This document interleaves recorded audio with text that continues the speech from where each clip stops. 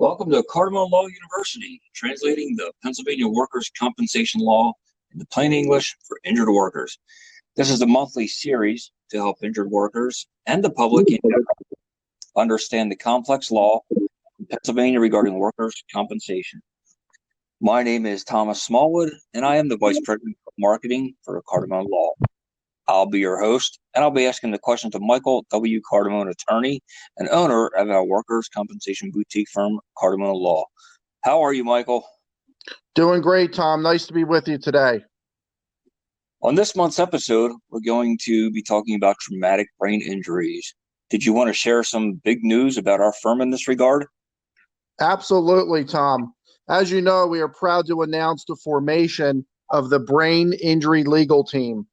This is essentially an entity powered by our law firm, Cardamone Law, which is a team of lawyers in Pennsylvania, New Jersey, New York, and Delaware to represent victims of serious brain injuries. We've aligned ourselves with some top firms in each state so that we can maximize recoveries for our clients. And we're going to be utilizing the best medical care in each state to help our clients on their journey to recovery. Very exciting. How will prospective clients be able to find out about our new venture with the Brain Injury Legal Team? We are in the process of designing and building our website at this moment. I'm expecting to have a draft done in about 5 to 7 business days. Hopefully we'll have it completed in about 2 weeks in terms of going live. We already have the domain locked up. We've created our logo, which is very sharp, and we'll keep everybody updated on our Facebook page and website as well. Very exciting.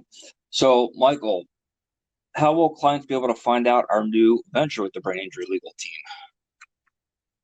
Well, as I said, basically, we're going to be getting that information out shortly here. We're going to be keeping everybody updated on our Facebook page. Everything's in the process right now in terms of designing the website.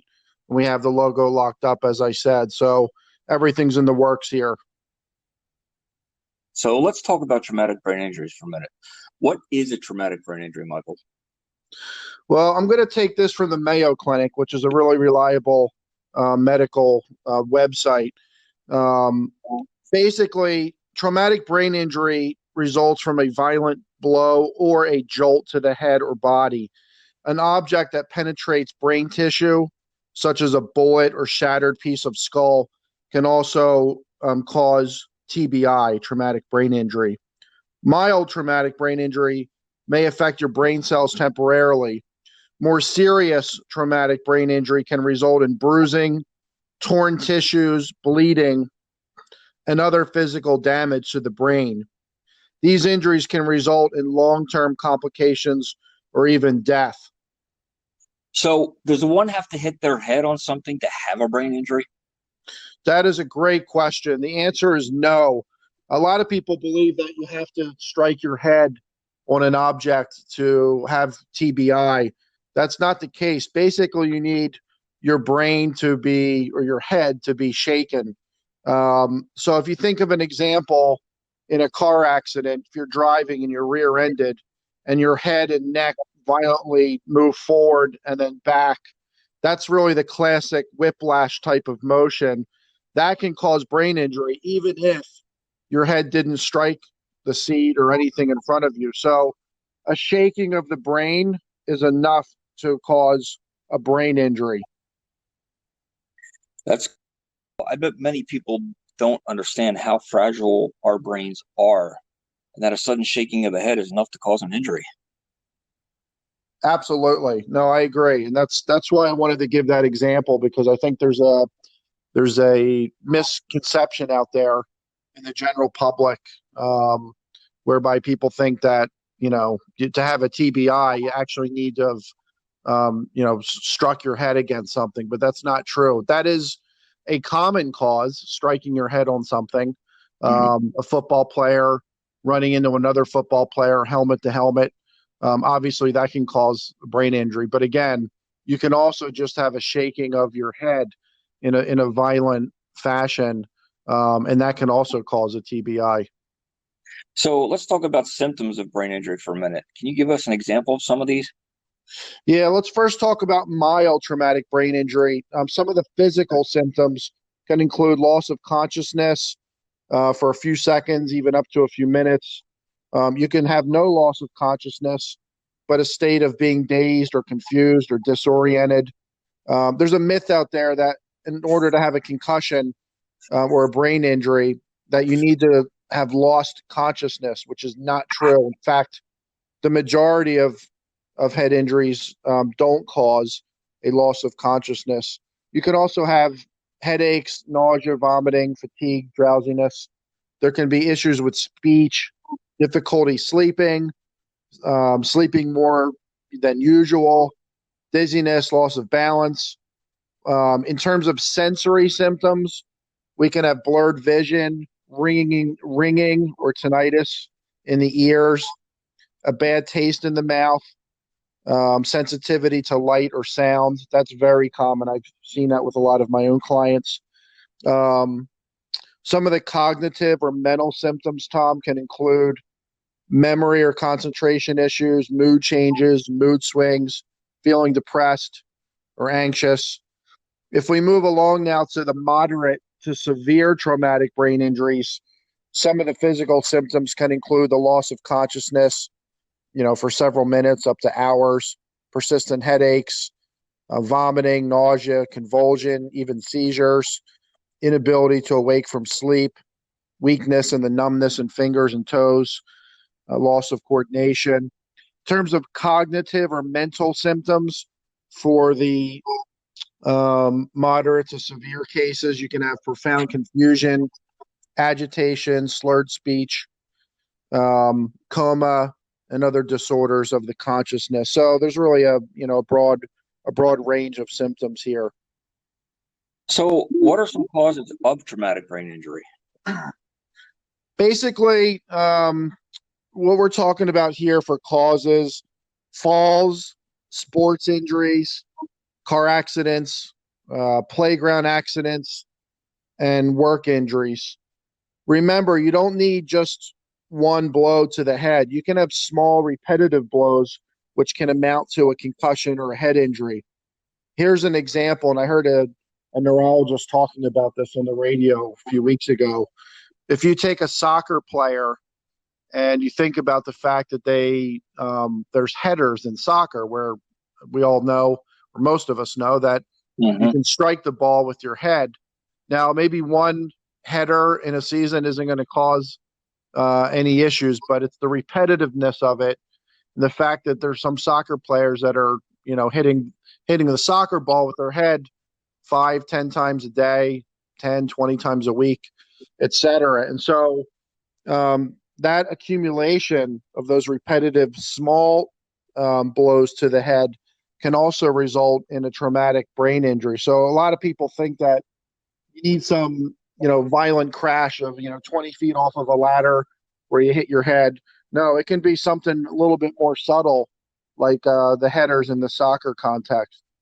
Well, if I may interject something in that right now, Michael, that's sort of, if you remember back years ago when Dale Earnhardt Sr. passed away from his crash in Daytona, that's exactly what happened. He didn't even hit the wall hard. It was just the violent shaking of his brain, which in turn caused NASCAR to get some more straps for the head and the shoulder to keep the head safe and in one's position when you're driving.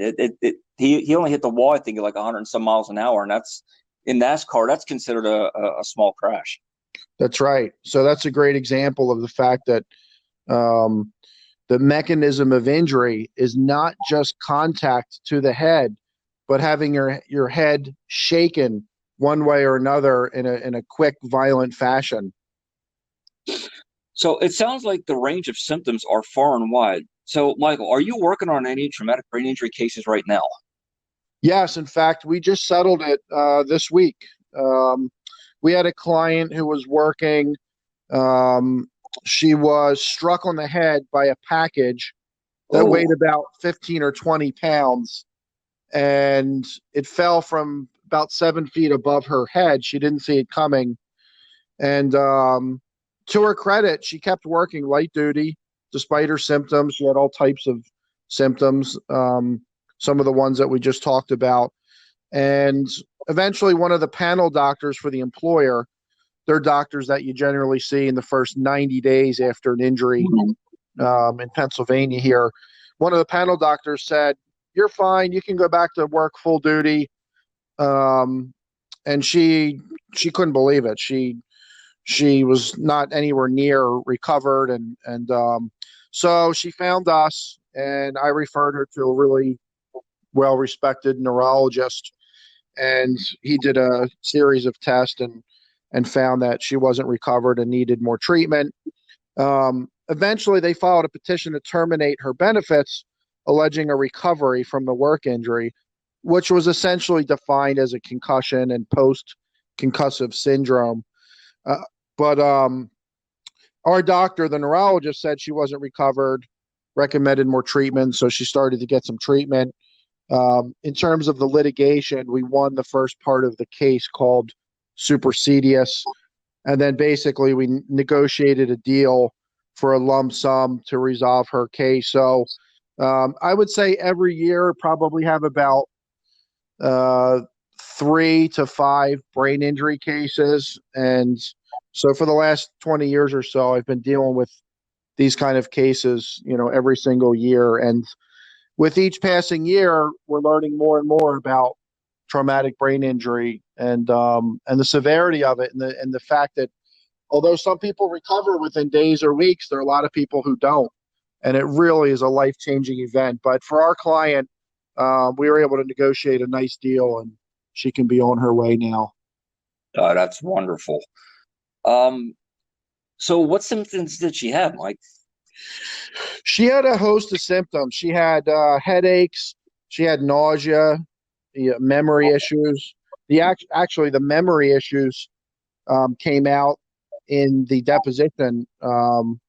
We had taken her deposition, and she had forgotten certain things. And then at the end of the deposition, she remembered them. And it was actually quite effective in a way, because we were able to show the other side, some of the issues that she had firsthand. She also had some balance issues. She even had a fall where she ended up injuring her knee and her arm. She recovered from that, thankfully. But and she also had some speech problems as well. What type of medical experts are best for our clients who have sustained a head injury? Normally, a brain injured client is treating with a neurologist. Sometimes you see them treating with a family doctor, but in general, the neurologist seems to be the most common type of physician. Sometimes I'll send our clients to what's called a neuropsychologist. They can do a battery of tests, which can take a half day or even a day, sometimes more, and compare it to the injured worker's pre-injury capabilities. They do this by getting people's grades and talking to the family members and trying to figure out what their pre-injury cognitive and intellectual abilities were, things like that. And then they give a battery of tests post-injury, and they compare the two. They juxtapose the information in order to give more objectivity to the injury. So what happens in a lot of our cases is the CT scans, which the ER doctors will always pretty much order, they often come back negative. So the insurance company thinks, oh, there's no injury here. Just because the CT scan is negative doesn't mean there wasn't a concussion. They're really looking for bleeding on the brain, things like that to rule out. So a lot of our clients will have negative diagnostic studies, and the diagnosis of a concussion or a post-concussive syndrome, that's made clinically in a doctor's office by the doctor giving them an exam and listening to the person's symptoms and things like that. So the insurance companies, they will often try to minimize our cases, our clients' injury and symptoms, by claiming they're just, quote, subjective, end quote, symptoms, meaning you can't really objectively prove them. So the neuropsychologist is a way, by using them, you can create a more objective set of evidence and really overcome the argument that this is just in somebody's head, no pun intended, but the neuropsychologist can be really helpful. And some of even neurologists I find aren't very convincing sometimes in a deposition because they're kind of forced into this box to say, yeah, I agree with you. These are subjective symptoms. And then it becomes a matter of, okay, do I believe this person? But using the neuropsychologist can really help bolster our cases. Okay, good. So let's complete our discussion here with how brain injuries are litigated in a workers' compensation context. Brain injuries, Tom, are treated like any other work injury in Pennsylvania. The insurance company denies the claim. We still have to file a claim petition. We still have to litigate the case before a workers' comp judge. We'll need to present our client's testimony and the testimony of a medical expert. Again, typically a neurologist, sometimes a neuropsychologist, sometimes both. We don't really need the testimony if we're claiming less than 52 weeks of disability. In that situation, we can submit a narrative report with the doctor's opinions. The insurance company will get their own exam. We call this an IME, independent medical exam. Everybody knows they're not really independent. The doctors are handpicked by the employer and the insurance company. And if there's a difference of opinion between the IME doctor and the treating doctor, and there typically is, then we try to settle the case. And if we can't settle it, ultimately the workers' comp judge will have to decide the case. And litigation in all of our cases, whether it's a brain injury or not, can take up to a year. Luckily, probably 80% or so of the cases will settle for a lump sum, but if they don't, then the judge will decide it. So the cases with the brain injuries are tried just like other cases, whether it's a back injury, knee, shoulder, etc. Well, Michael, it's been a pleasure speaking with you about brain injuries and our exciting new brain injury legal team. We are out of time for today. Please join us again for our next podcast here at Cardamone Law University. And we remind you that if you have any legal matters, we can help refer you to the right legal firm. You can contact us at any time at cardamonelaw.com or by calling 215-206-9068. We have offices in Bluebell, Allentown, Philadelphia, Lancaster, and Pittsburgh, so we serve injured workers all over Pennsylvania. Thank you and stay healthy. Michael, thank you for joining us. Thank you, Tom. So long. So long. Bye-bye.